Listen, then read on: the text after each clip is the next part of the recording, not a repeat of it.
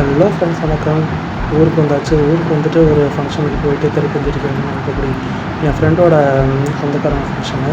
நான் தனியாக தான்டா போகிறேன், நீயும் வாடா சேர்ந்து போகலாம்டா அப்படின்னு சொல்லிட்டு சரின்னு சொல்லிட்டு போயாச்சு. ரொம்ப நாள் கழித்து இந்த மாதிரி இது ஊருக்குள்ளே எங்கள் ஊருக்குள்ளே வெயிலாக தான் இருக்கும். இருந்தாலும் ரெண்டு பக்கம் வந்து ஒத்தையடிக்காத மாதிரி ஒரு சின்ன ரோடு. அதில் ரெண்டு பக்கமுமே வந்து செடி மரம் அதெல்லாம் இருக்குது. அதுக்கு இடையில ஸ்கூட்டியில் 2 பேரும் போகிறது இன்னும் நல்லா தாங்க இருந்துச்சு. இங்கேருந்து அது நான் போன ஊர் வந்து அணிவயல்னு ஒரு ஊர். அங்கே போயாச்சு. போனோன்னா நேராக போய் பந்தியில் உட்காந்துச்சு. பந்தியில் எல்லாம் வச்சாங்க. சிக்கன், மட்டன், முட்டை எல்லாம் வச்சாங்க. வெஜ்ஜில் ஒன்றே ஒன்று தான் வச்சாங்க. அதுக்கு மேலே வேணாம்னு சொல்லியாச்சு. மல்லிலாம் சொல்லியாச்சு. அப்புறம் சோத்தை போட்டு நல்லா கறிக்குழம்பு ஊற்றி நல்லா குழம்பிட்டு ஒரு புடியை பிடிச்சாச்சு.